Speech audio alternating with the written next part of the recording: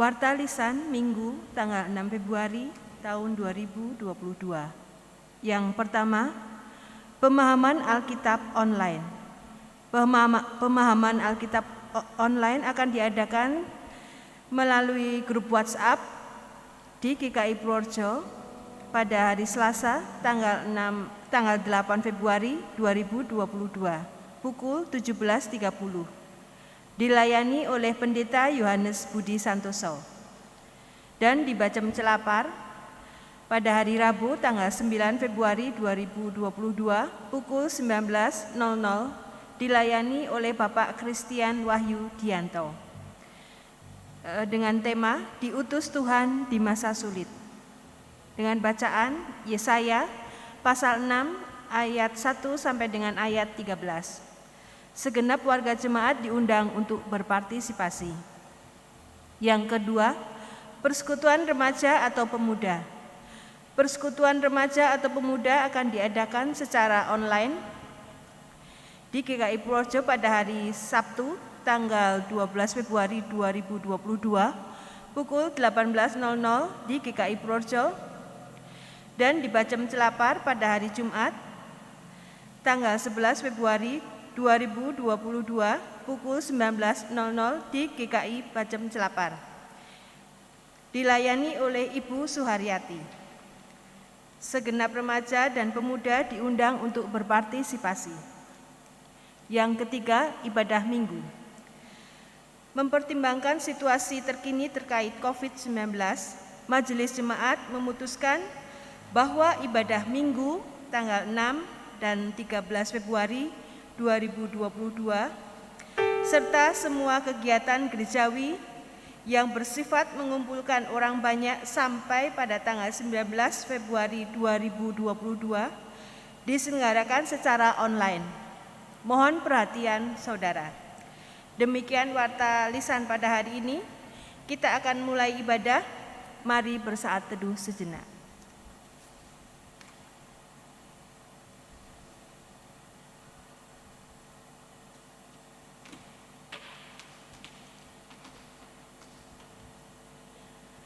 Jemaat dimohon untuk bangkit berdiri.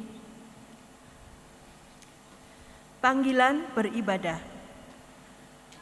Aku hendak bersyukur kepadamu dengan segenap hatiku.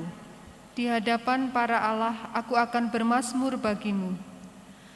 Aku hendak sujud ke arah bait-Mu yang kudus dan memuji namamu. Oleh karena kasih-Mu dan oleh karena setia-Mu. Sebab Kau buat namamu dan janji-Mu melebihi segala sesuatu.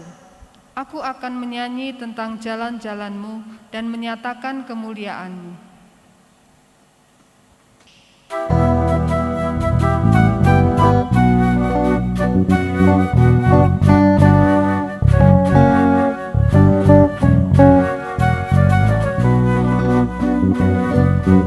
Angkatlah hatimu pada Tuhan, bunyikan kecapi dan menari. Jangan lupa bawa persembahan. Mari kawan, ajak teman bersama menyembah. Sorak-sorak-sorak haleluya. Mari, mari, mari nyanyilah. Pujilah Tuhan yang Maha Kudus. Mari kawan, ajak teman, bernyanyilah terus. Janganlah mengaku anak Tuhan jika engkau mengeraskan hati. Jadilah pelaku firman Tuhan. Mari kawan, ajak teman bersama menyembah. Sorak-sorak-sorak haleluya. Mari, mari, mari nyanyilah.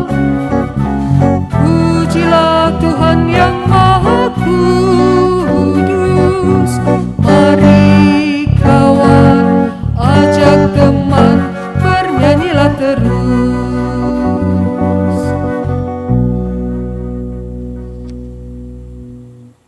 Saudara-saudara terkasih, marilah kita bersama mengawali ibadah kita hari ini dengan pengakuan bahwa pertolongan kita adalah di dalam nama Bapa, Putra, dan Roh Kudus.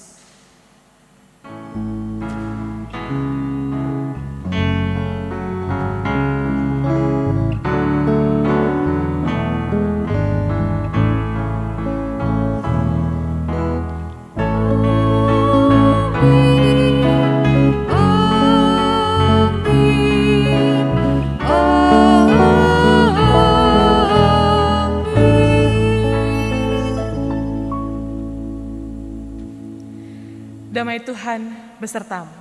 Dan besertamu juga. Saudara-saudara, tema ibadah kita hari ini adalah dipanggil, jangan menolak. Saudara-saudara, hari ini mengawal ibadah kita hari ini kita belajar dari ucapan seorang Rasul Paulus yang tertulis di dalam 1 Korintus pasal yang ke-15 ayat 10. Paulus mengatakan demikian. Tetapi karena kasih karunia Allah, aku adalah sebagaimana aku ada sekarang. Dan kasih karunia yang dianugerahkannya kepadaku tidak sia-sia. Sebaliknya aku telah bekerja lebih keras daripada mereka semua. Tetapi bukannya aku, melainkan kasih karunia Allah yang menyertai aku. Ketika Paulus bicara tentang panggilan dan pelayanannya dalam seluruh area kehidupan, dan bagaimana ia dengan tekun dan tangguh mengerjakan itu semua, ia menyadari bahwa ia terlebih dahululah yang dipanggil dan ditemukan oleh Allah. Dan itulah yang menolongnya untuk terus dengan giat menjawab panggilan Allah dan bekerja sepenuh hati untuk Tuhan. Panggilan yang sama juga diberikan kepada kita pada saat ini. Saudara-saudara, pertanyaannya, apa jawab kita?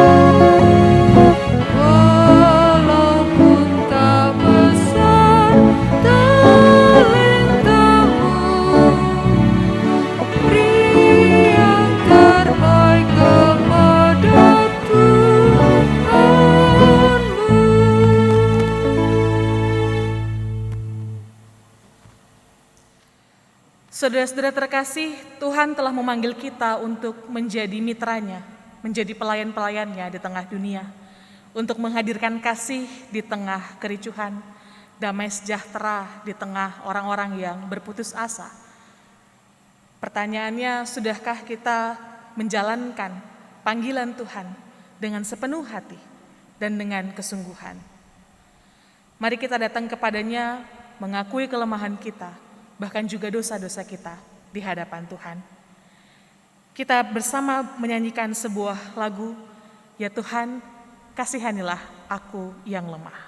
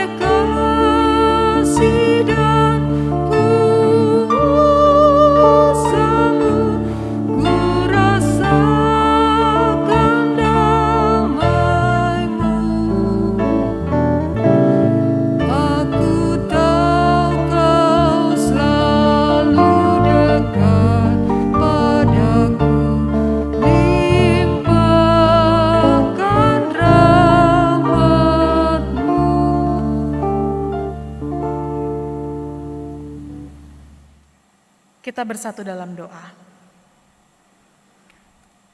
Kasihanilah kami ya Tuhan, sebab kami tahu bahwa kami tidak sempurna di dalam menjalankan tugas perutusan kami. Kasihanilah kami ya Tuhan, sebab kami tahu seringkali kami justru melakukan apa yang tidak baik, yang kami tahu bertentangan dengan kehendak Tuhan. Ampuni kami ya Tuhan, jikalau kami mendengarkan suara Tuhan, lewat firman Tuhan, lewat teguran saudara-saudara kami, bahkan kami mendengarnya di dalam hati kami, tetapi kami mengabaikannya dan mencoba untuk hidup dengan keegoisan kami sendiri. Ampuni kami jikalau kami mengabaikan Tuhan. Ampuni kami jikalau kami mengeraskan hati kami. Ampuni kami jikalau kami menjalankan tugas perutusan kami. Kami melayani Tuhan, namun kami mengalami disorientasi. Kami tidak lagi melayani Tuhan dengan kesungguhan hati untuk kemuliaan Tuhan, tapi kami justru melayani diri kami sendiri. Ampuni kami ya Tuhan jikalau pelayanan kami disisipi oleh keinginan-keinginan kami untuk mengutamakan diri kami sendiri. Dan ampunilah kami ya Tuhan, jikalau kamilah yang menjadi penghalang bagi saudara-saudara kami untuk menjalankan tugas perutusan mereka. Ampuni kami jikalau kamilah yang menjadi batu sandungan bagi saudara-saudara kami, yang membuat mereka terluka, yang membuat mereka mengalami kesulitan yang sebenarnya tidak perlu mereka hadapi. Ampuni kami jikalau kami bukan menjadi penolong, menjadi saudara bagi mereka, tapi menjadi batu sandungan. Ampunilah kami ya Tuhan, kami sadar akan kelemahan dan kesalahan kami, dan kami mau belajar untuk hidup kembali di dalam cinta Tuhan. Kami mau merendahkan hati kami untuk mendengarkan suara Tuhan. Di dalam nama Tuhan Yesus Kristus, kami berdoa. Amin.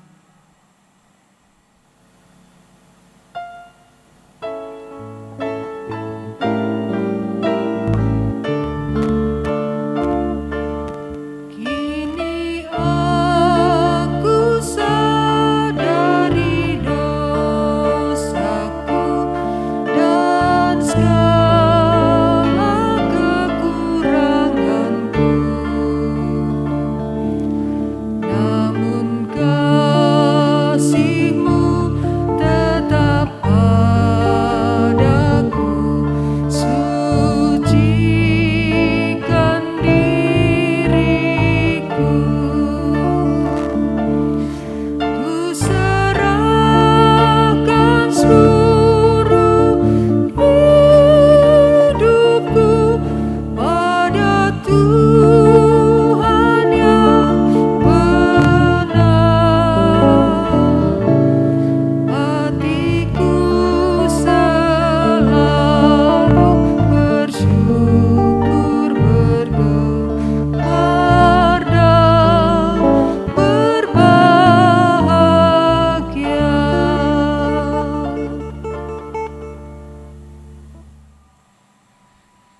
Saudara-saudara, bagi kita yang berdosa, Tuhan mau menyatakan kasih karunia-Nya. Roma 5 ayat 7-8 mengatakan kepada kita, sebab tidak mudah seorang mau mati untuk orang yang benar, tetapi mungkin untuk orang yang baik ada orang yang berani mati. Akan tetapi Allah menunjukkan kasih-Nya kepada kita, oleh karena Kristus telah mati untuk kita ketika kita masih berdosa. Demikianlah berita anugerah dari Tuhan. Salam damai untuk kita semua. Marilah kita nyatakan damai dengan Tuhan dan sesama, dengan kesediaan untuk sepenuhnya ikut pada rancangan Tuhan.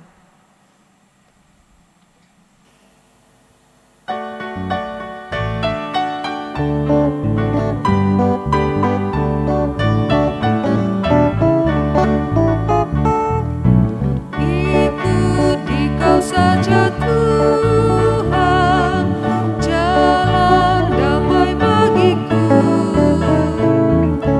Aku selamat dan sentosa hanya oleh darah-Mu.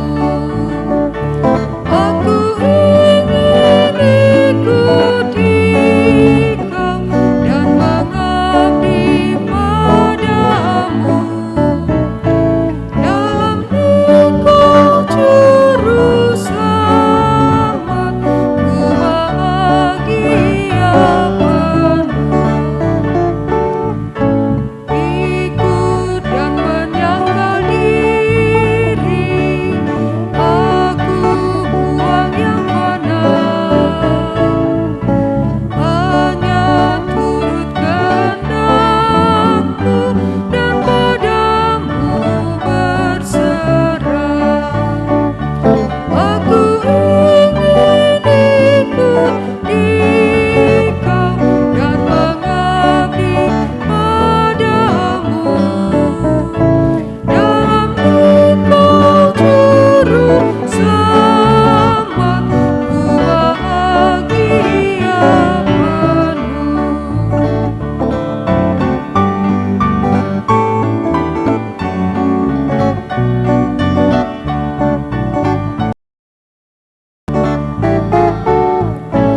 Ikut dalam kesucian,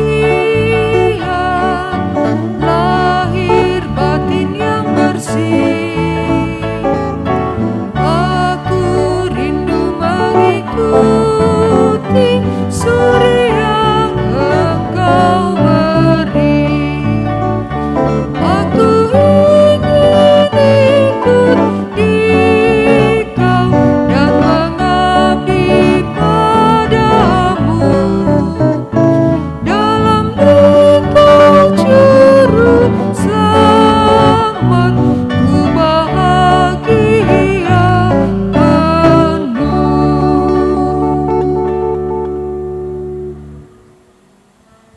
Ibu, bapak, dan saudara-saudara yang dikasihi Tuhan Yesus Kristus, mari kita satu di dalam doa sebelum bersama-sama kita mendengarkan dan merenungkan firman Tuhan. Mari kita berdoa. Ya Bapa, ketika kami tahu bahwa hidup kami berharga di hadapan-Mu, karena itu Engkau memberikan kepada kami kesempatan untuk hidup yang baru, hidup di dalam Tuhan, mendengar panggilan-Mu dan melakukan tugas perutusan-Mu. Maka ini kami ya Bapa, kami mau belajar hidup sesuai dengan panggilan-Mu. Kami mau belajar hidup sebagai milik Kristus. Karena itu urapilah setiap kami, supaya ketika kami belajar dari firman Tuhan, setiap kami boleh mengerti apa yang menjadi kehendak Tuhan di dalam kehidupan kami sehari-hari. Dan kami boleh dimampukan untuk melakukan firman Tuhan di dalam keseharian kami.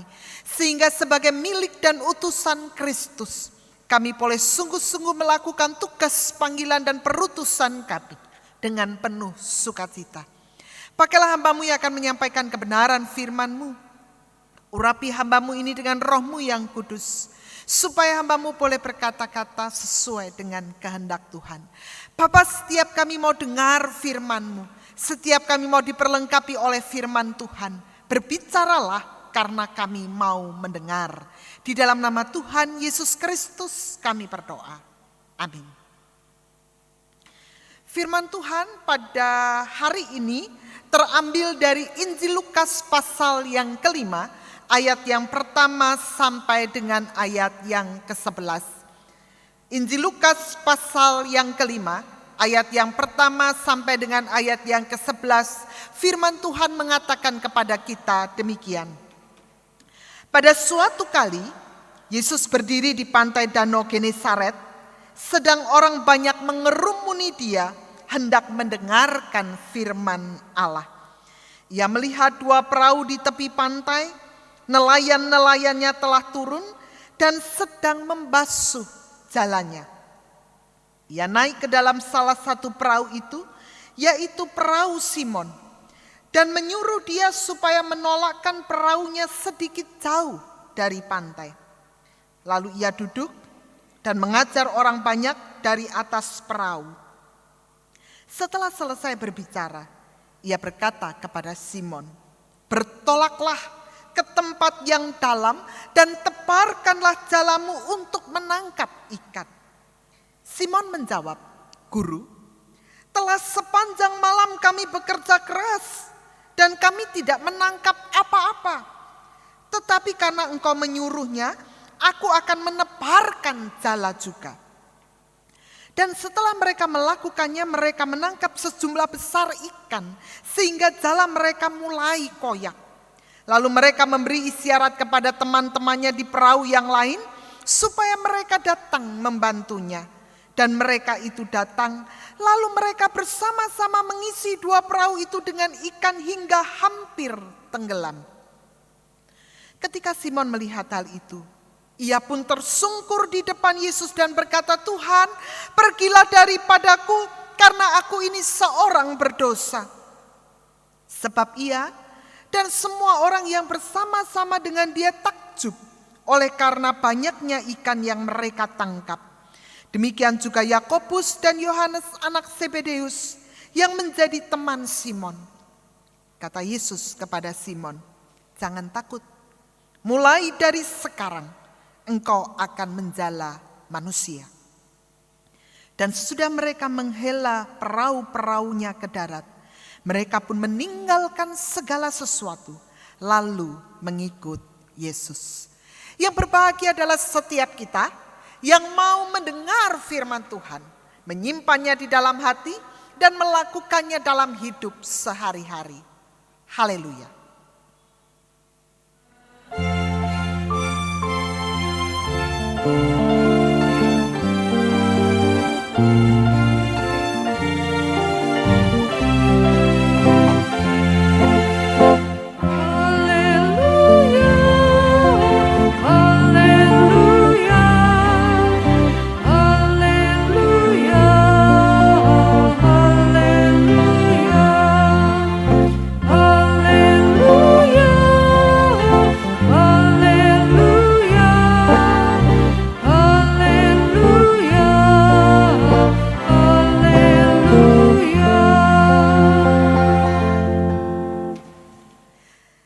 Saudara-saudara yang dikasihi Tuhan Yesus Kristus, saya mengajak kepada kita untuk melihat sebuah lagu yang sering kita nyanyikan di akhir ibadah, yaitu PKJ 177, "Aku Tuhan Semesta."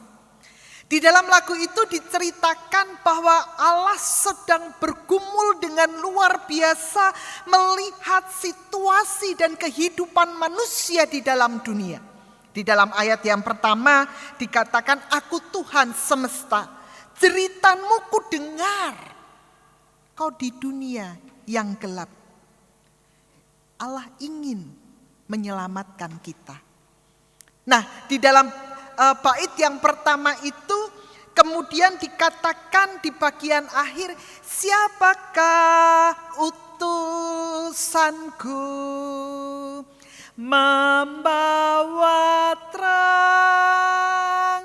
Ketika Allah melihat jeritan, melihat pergumulan manusia di dalam dunia, melihat penderitaan sakit di dalam dunia ini, Allah bertanya, "Siapakah utusanku utusanku membawa terang? Siapakah utusanku yang memberikan kabar baik kepada dunia, yang menghadirkan damai sejahtera kepada dunia ini? Siapakah utusanku yang mau menyampaikan sukacita kepada dunia ini? Nah, saudara-saudara, di dalam referen itu dikatakan, ini aku, utus aku, ku dengar engkau memanggilku, utus aku, tuntun aku, ku prihatin akan umatmu. Di dalam referen dikatakan ketika Allah bertanya, siapa utusanku yang membawa terang, siapa utusanku yang menyampaikan dan membawa kabar baik firman Tuhan, siapa yang mewartakan kepada dunia tentang damai sejahtera dan karya keselamatan Allah. Saudara-saudara, di dalam referen dikatakan, ini aku, utus aku. Lagu di dalam referen mau dikatakan bahwa bukan orang lain, tetapi kita dengan siap mengatakan, ini aku, utus aku. Tetapi saudara-saudara, menarik, ketika orang banyak menyanyikan lagu ini, seringkali orang menyanyikan di bagian referen itu begini. Ini aku, utus dia, ku dengar engkau memanggilnya. Ini aku, utus kamu, ku prihatin akan umatmu. Lagu itu kemudian kita ubah sedikit. Ini aku, tetapi kalau bagian diutus sebagai utusan Kristus, menyampaikan kabar baik, menghadirkan damai sejahtera, maka kita mengatakan utus dia, utus kamu, utus orang lain dan bukan saya. Mengapa, saudara-saudara? Karena kita sadar betul menjadi milik Kristus dan utusan Kristus di tengah dunia ini bukanlah sesuatu yang mudah.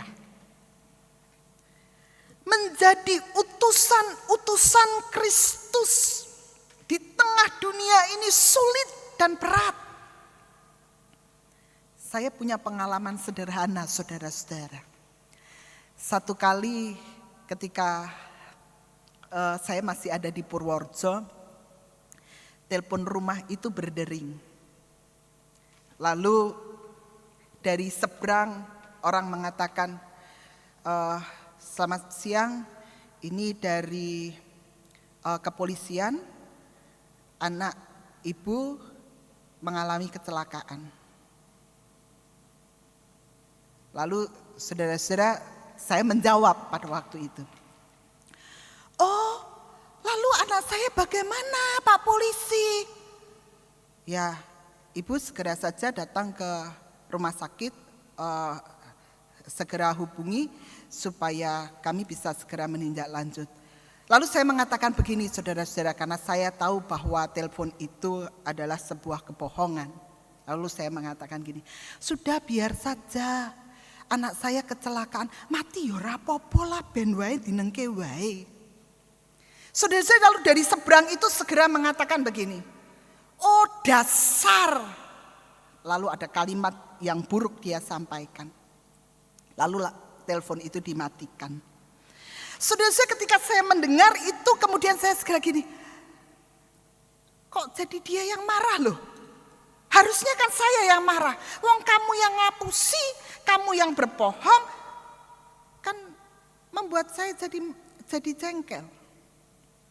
Dan ketika saya bercerita itu, Dan saya mengatakan, oh semoga ya yang ngapusi saya itu ngalami apa yang dia katakan. Nah lalu teman mengatakan, wong Kristen kok seperti itu nyepatani wong. Tidak boleh, orang Kristen itu harus penuh dengan kasih. Saudara, ini adalah sebuah contoh menjadi utusan Kristus di tengah dunia yang tidak mudah. Kita harus belajar untuk mengendalikan diri.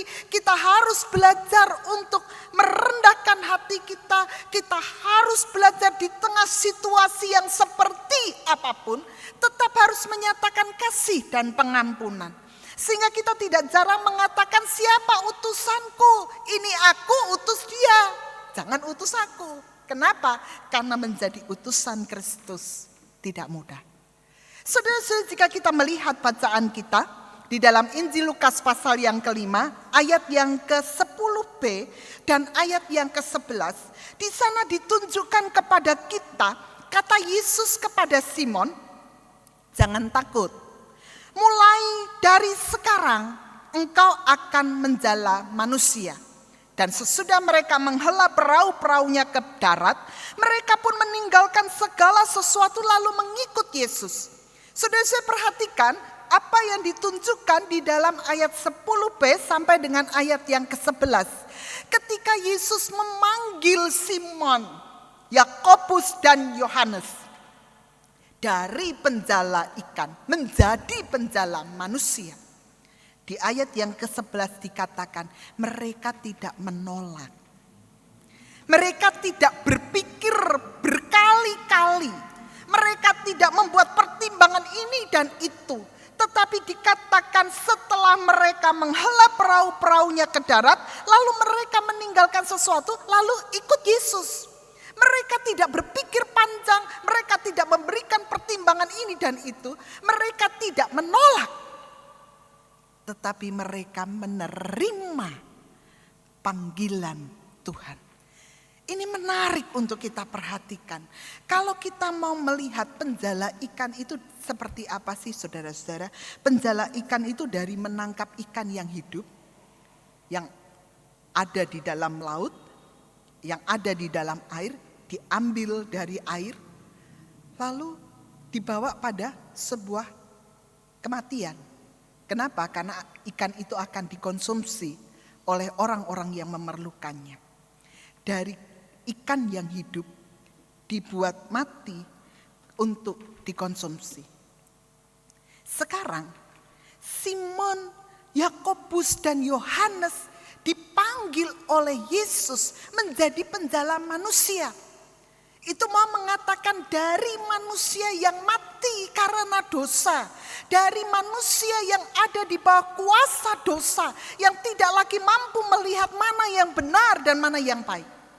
Simon, Yakobus dan Yohanes dipanggil untuk mengangkat manusia, menjala manusia dari kematian menuju pada kehidupan dengan percaya kepada Tuhan Yesus. Nah pertanyaannya saudara-saudara, apa yang membuat mereka bersedia dipanggil menjadi penjala manusia?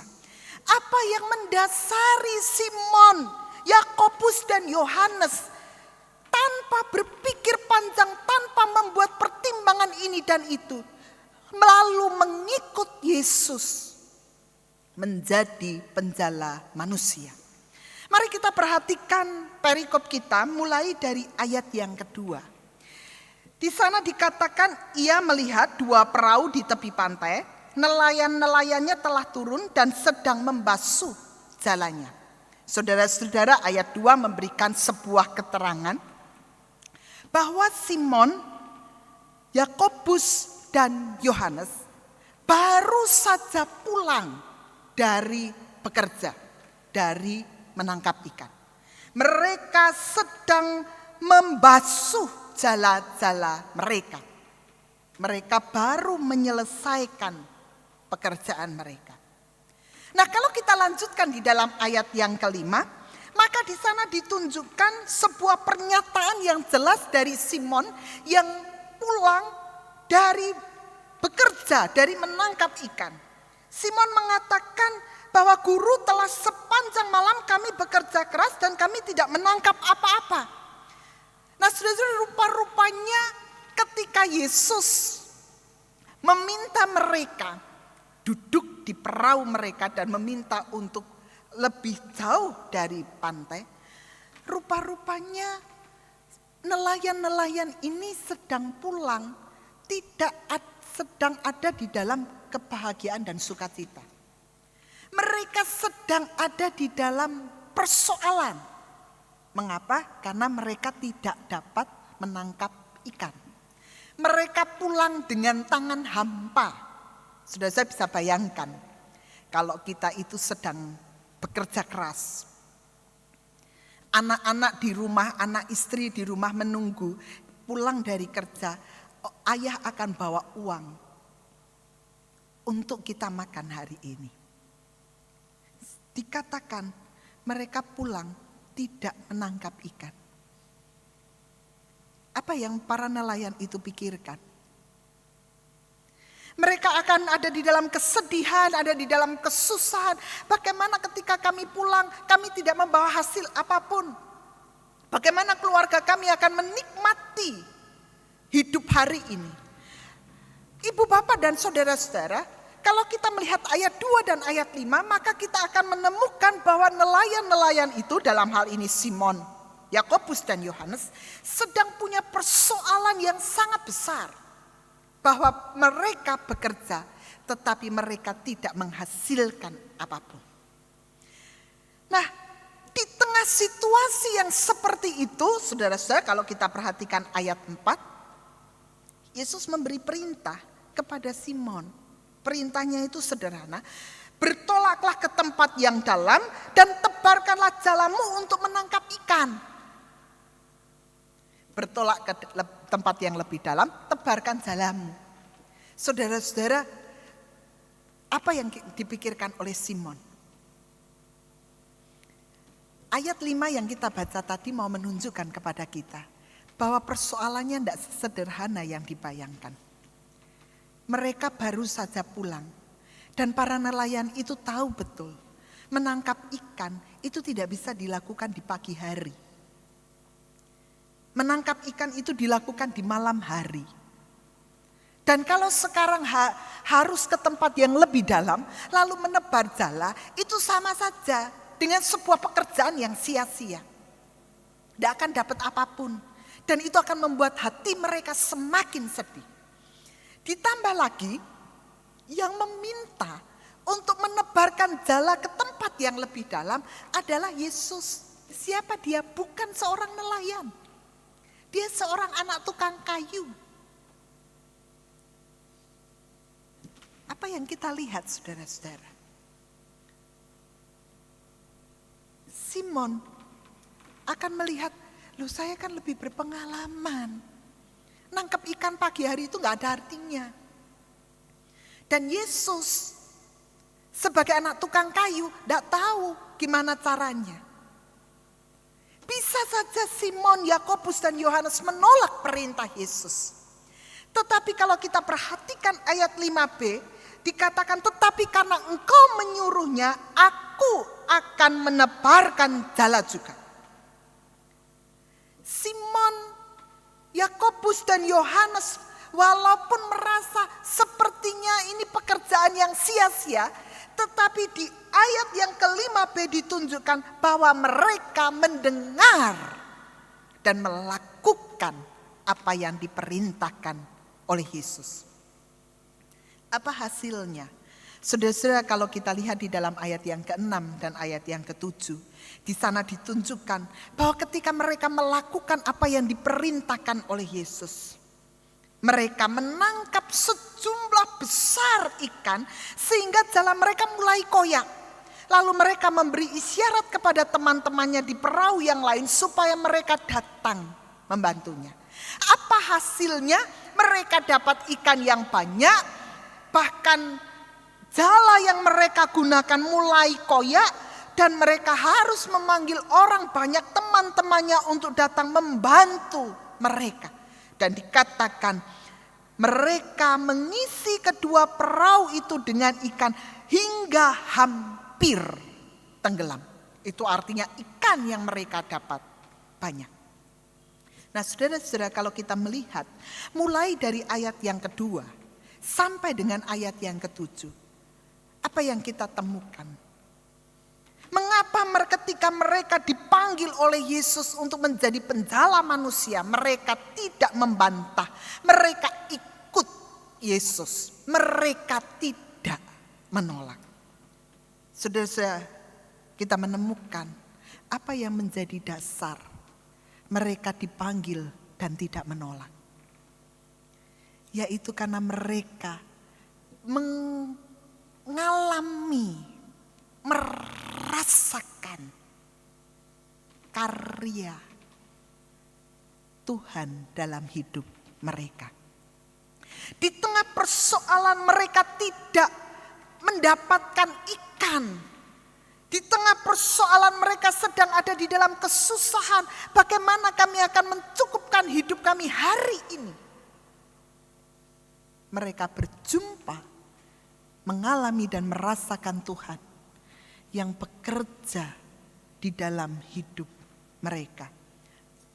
Campur tangan Tuhan yang tepat pada waktunya.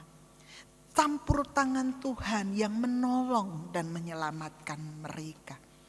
Saudara-saudara, ini dasar di dalam Simon, Yakobus dan Yohanes menerima panggilan Tuhan. Mereka berjumpa dan mengalami Tuhan di dalam hidupnya. Kalau kita perhatikan ayat 5 dan ayat yang ke-8. Simon itu mulai dengan memanggil Yesus itu dengan sebutan guru. Guru telah sepanjang malam. Dia memanggil Yesus sebagai guru. Sebagai sosok yang mengajar, yang mendidik orang banyak tentang firman Tuhan. Tetapi di ayat yang ke-8, Simon mengubah sapaannya kepada Yesus. Ia tidak lagi menyebut Yesus sebagai guru, tetapi Simon menyebut Yesus sebagai Tuhan.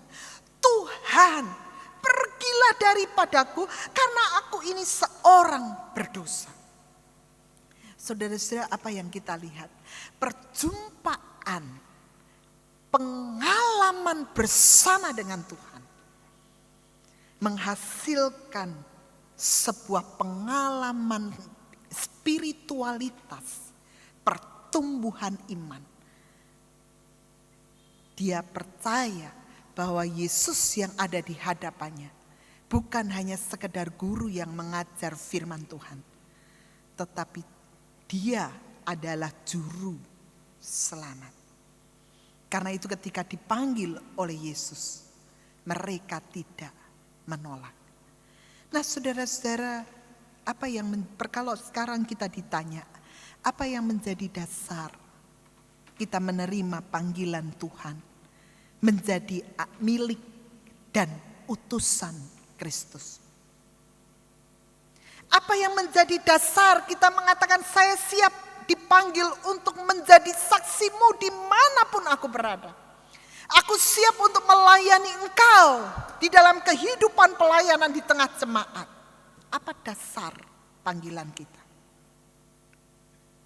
Simon, Yakobus dan Yohanes mengajarkan bahwa perjumpaan dan mengalami Tuhan dalam hidup sehari-hari itu menjadi dasar yang utama. Bahwa Tuhan itu bukan Tuhan yang jauh, tapi Tuhan yang ada bersama dengan kita, yang campur tangan di dalam hidup kita. Tuhan yang mau untuk menyelamatkan kita. Seperti yang dinyanyikan di dalam PKJ 177. Ceritamu ku dengar, aku siap menyelamatkan engkau. Nah, apakah ini kita rasakan di dalam kehidupan sehari-hari? Saudara-saudara, ada sebuah kesaksian yang sangat menarik. Dari sebuah keluarga yang ada di desa. Dia mengatakan rumah kami itu jauh dari tetangga. Ada di pucuk desa. Hidup sehari-hari kami sangat terbatas. Sang ayah bercerita ketika hampir Natal, saya berdoa pada Tuhan, Tuhan, kalau Engkau izinkan, pada hari Natal kami punya cukup makan. Karena sekian lama panen kami selalu gagal dan kami hidup dengan sangat terbatas. Kalau boleh ketika Natal tiba, kami boleh punya memiliki cukup makan. Dan kalau Engkau izinkan, kalau boleh, 2 anak kami memiliki baju baru. Itu yang didoakan. Hari berikutnya sang ayah pergi ke ladang. Dia mengatakan siapa tahu kita bisa mengais sesuatu untuk kita nikmati hari ini. Dia ajak istri dan anak-anaknya untuk mencari sesuatu di ladang. Apa hasilnya? Di ladang mereka tak mendapat apa-apa. Dan tetangga dengan lari dengan sangat cepat mengatakan, "Hei Pak, lihat di atas gunung sana, di pucuk desa sana, ada rumah yang terbakar dan itu rumahmu. Kami berlari sampai ke atas dan rupa-rupanya kami tak bisa menyelamatkan rumahmu. Semua habis terbakar." Segera ayah dan istri serta anak-anaknya ini lari kembali ke rumah. Mereka tak menemukan apapun, semua sudah rata dengan tanah, hangus, terbakar. Ketika melihat semuanya itu, sang ayah dalam hati berdoa sekali lagi, Tuhan, aku juga cukup hanya minta cukup makan untuk Natal. Dan kalau Engkau izinkan, 2 anakku dapat pakaian baru. Tetapi rupa-rupanya semua habis. Bahkan cukup makan pun kami tidak mendapatkannya. Tapi aku percaya Engkau Allah yang baik. Di tengah situasi yang seperti itu, sang ayah mengatakan kepada istri dan anak-anaknya, kita bersyukur karena kita masih diberi kehidupan oleh Tuhan. Walaupun rumah kita terbakar, kita tidak punya apa-apa. Saudara-saudara, berita kebakaran rumah itu kemudian didengar oleh seluruh kampung dekat rumah sang bapak ini. Para tetangga datang memberikan beras, memberikan makanan, memberikan pakaian. Mereka ada yang memberikan papan bekas. Mereka memberikan berbagai macam hal. Sampai pada akhirnya tetangga itu bersama-sama membangunkan rumah dari papan untuk keluarga ini. Dan apa yang dikatakan oleh sang ayah ketika rumah itu sudah jadi? Dia mengatakan, Tuhan, aku cuma minta makan yang cukup dan pakai 2 pakaian baru untuk 2 anakku. Tetapi rupa-rupanya Engkau memberi lebih dari yang kami butuhkan. Engkau memberikan rumah baru, beras yang banyak, makanan, bahkan pakaian baru buat kami semua. Lalu dia melanjutkan, anakku, tak selalu cara Tuhan bekerja seperti yang kita bayangkan. Yang bisa kita lakukan adalah lihat dalam hidup sehari-hari bagaimana dia bekerja dengan caranya yang unik. Dan ketika Tuhan memanggil, Tuhan menghendaki kita melakukan sesuatu, jangan pernah menolak. Saudara-saudara, cerita ini menginspirasi kita. Ketika Tuhan memanggil kita sebagai apapun kita, entah itu Tuhan memanggil kita sebagai seorang pengusaha, berperan sebagai orang tua, entah itu Tuhan memanggil kita sebagai seorang guru, sebagai seorang karyawan, sebagai seorang pelayan Tuhan, apapun yang Tuhan mau, Dia utus kita dimanapun kita berada. Jangan pernah menolak. Saksikan kasih Tuhan. Saksikan cara Tuhan bekerja. Unik, istimewa, spesial. Tapi kita mau katakan, ketika Tuhan memanggil dan mengutus saya lakukan itu dengan sukacita. Karena Tuhan sudah berkarya, Tuhan campur tangan, Tuhan menolong hidup saya.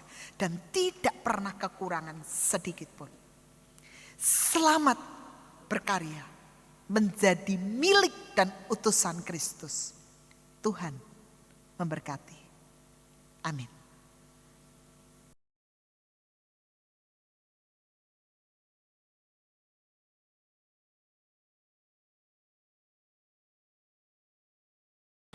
Marilah kita bersama dengan umat Allah di masa lalu, masa kini, dan masa depan mengingat pengakuan pada baptisan kita menurut pengakuan iman rasuli. Aku percaya kepada Allah, Bapa yang Maha Kuasa, Khalik langit dan bumi, dan kepada Yesus Kristus, Anaknya yang tunggal Tuhan kita, yang dikandung daripada Roh Kudus, lahir dari anak darah Maria, yang menderita sengsara di bawah pemerintahan Pontius Pilatus. Disalibkan, mati dan dikuburkan, turun ke dalam kerajaan maut. Pada hari yang ketiga, bangkit pula dari antara orang mati, naik ke surga, duduk di sebelah kanan Allah, Bapa yang Maha Kuasa. Dan dari sana ia akan datang untuk menghakimi orang yang hidup dan yang mati. Aku percaya kepada Roh Kudus, gereja yang kudus dan am, persekutuan orang kudus, pengampunan dosa, kebangkitan orang mati, dan hidup yang kekal. Amin.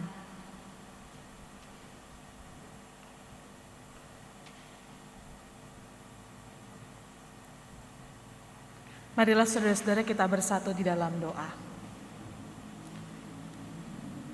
Karena kami telah mendengar panggilan-Mu ya Tuhan, kami mau menjadi pengikut-Mu. Kami mau menjadi mitra-Mu di tengah dunia ini. Karena itu di tengah dunia yang bergumul, ajarkan kami ya Tuhan untuk bersama, bersehati memohon belas kasih-Mu, sambil berupaya juga untuk mengerjakan apa yang baik, sehingga damai sejahtera Allah boleh dirasakan oleh sebanyak mungkin orang. Kerajaan Allah boleh hadir di tengah dunia ini. Karena itu Tuhan, pada hari ini ketika kami berdoa menaikkan pokok-pokok doa syafaat kami, Tuhan, kami juga memohon hikmat. Kami mohon kepekaan bagi kami untuk selalu mendengarkan tuntunan Tuhan dan selalu hidup di dalam tuntunan Tuhan. Pada hari ini Tuhan, kami datang kepadamu bersehati dengan saudara-saudara kami yang sakit.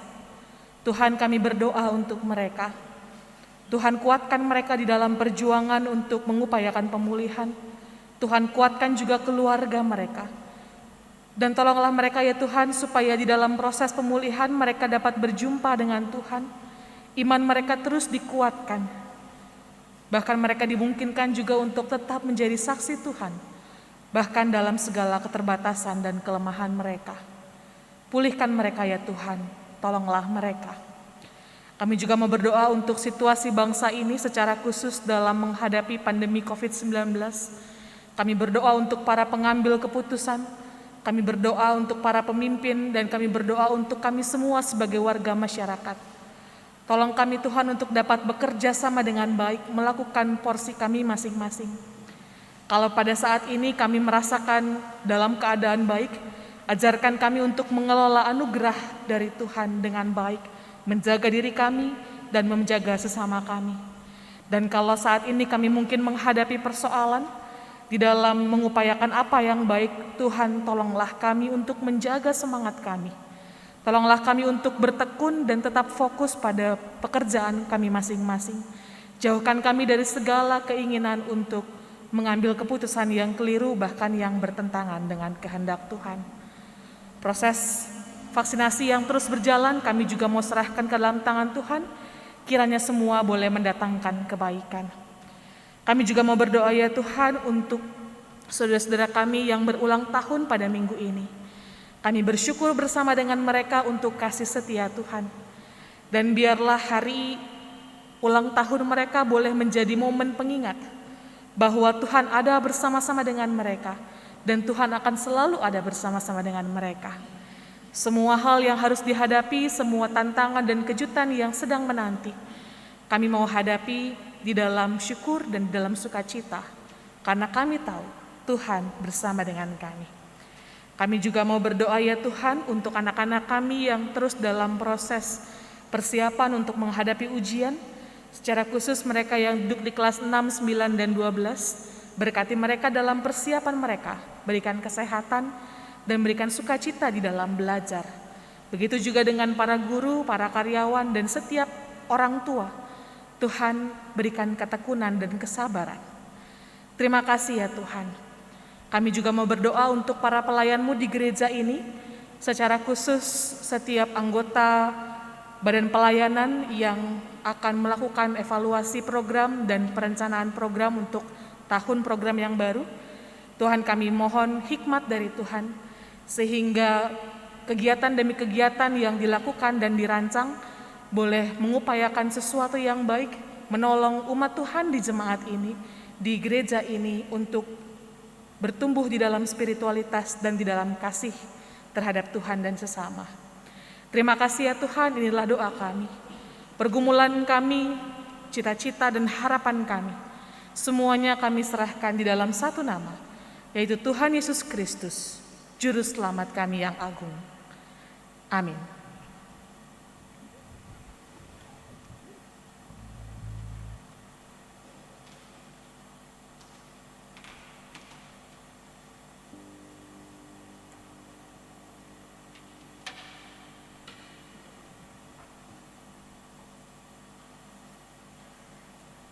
Nats pengantar persembahan diambil dari Mazmur 86 ayat 12 sampai 13. Aku hendak bersyukur kepadamu ya Tuhan Allahku dengan segenap hatiku dan memuliakan namamu untuk selama-lamanya. Sebab kasih setiamu besar atas aku dan engkau telah melepaskan nyawaku dari dunia orang mati yang paling bawah. Kita akan menyambut pujian dengan KJ 292 bait pertama dan 3, Tabuh Gendang.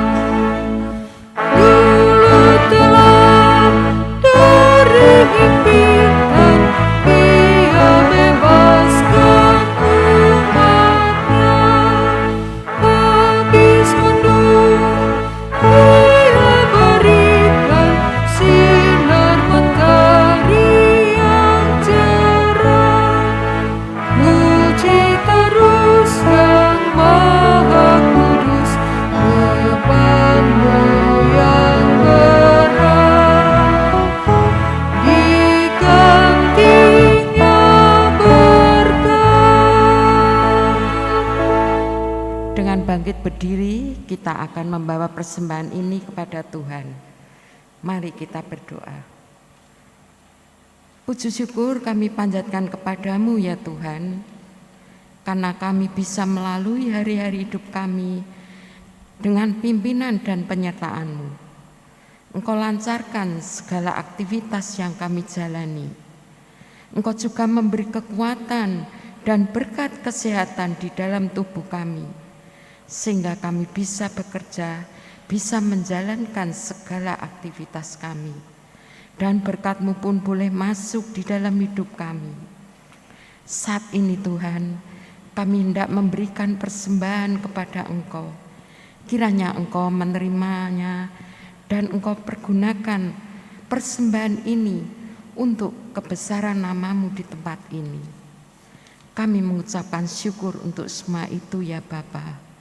Hanya di dalam nama Putra-Mu Yesus Kristus kami panjatkan doa ini.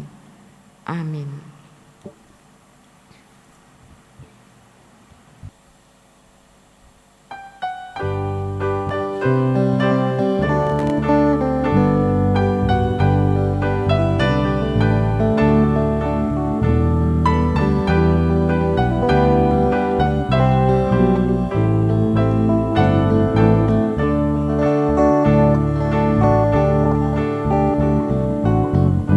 Aku Tuhan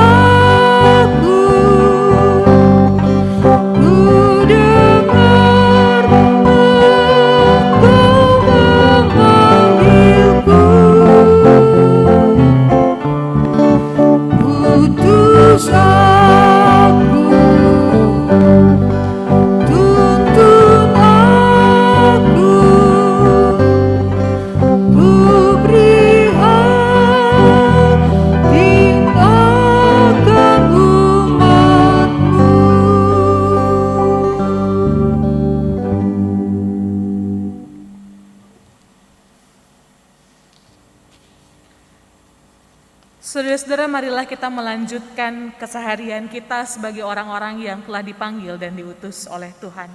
Marilah kita bersama-sama mengarahkan hati kita kepada Tuhan. Kami mengarahkan hati kami kepada Tuhan. Jadilah saksi Kristus. Syukur kepada Allah, Terpujilah Tuhan. kini dan selamanya. Kita bersama memohon berkat dari Tuhan.